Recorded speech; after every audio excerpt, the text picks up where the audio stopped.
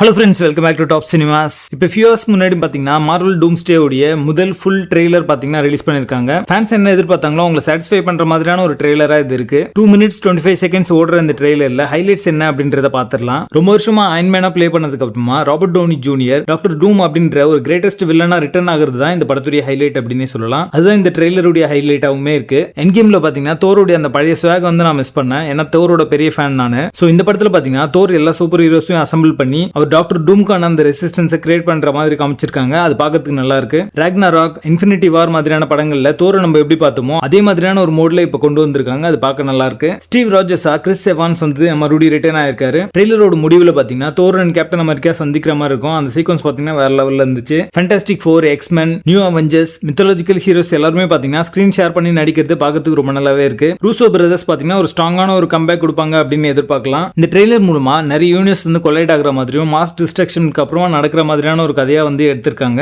ஐமேக்ஸ்ல பாக்கிறதுக்கு தரமான ஒரு படமா இருக்கு அப்படின்றதுல சந்தேகமே இல்ல. ராபர்ட் டவுனி ஜூனியருடைய அந்த டாக்டர் டூம் கேரக்டர் பாத்தீங்கன்னா பார்க்கிறதுக்கே இன்டிமிடேட்டிங்கா இருக்கும். அதே நேரத்துல கரிஸ்மேட்டிக்காவும் இருக்கு. ஃபேண்டாஸ்டிக் 4, எக்ஸ்மென் எல்லாமே இன்டெகிரேட் பண்ண விதம் பாத்தீங்கன்னா பார்க்கிறதுக்கு சீம்லெஸ்ஸா இருக்கு. ஒரு புது எக்ஸ்பீரியன்ஸ் கொடுக்குது அப்படின்னு சொல்லலாம். ஏன்னா இதுக்கு முன்னாடி இந்த அவெஞ்சர்ஸ் படத்துல அவங்களா இருக்க மாட்டாங்க. ஆலன் சில்வெஸ்ட்ரியோட அந்த மியூசிக்கல் ஸ்கோர் பாத்தீங்கன்னா ட்ரெய்லர் மொமெண்ட்ஸ் எல்லாத்தையும் பாத்தீங்கன்னா எலிவேட் பண்ணி காமிச்சிருக்கு அப்படின்னு சொல்லலாம். Shang Chi versus Gambit, Thor versus Doom மாதிரியான சீக்வன்சஸ் எல்லாமே வச்சிருக்காங்க. அது எல்லாமே ரொம்ப நல்லாவே இருக்கு பார்க்க. இந்த ட்ரெய்லர் கிரியேட் பண்ண போற அந்த ஹைப்புக்கு அந்த படம் இருக்குமா அப்படின்றத நம்ம வெயிட் பண்ணி தான் பார்க்கணும். தேங்க்ஸ் ஃபார் வாட்சிங்.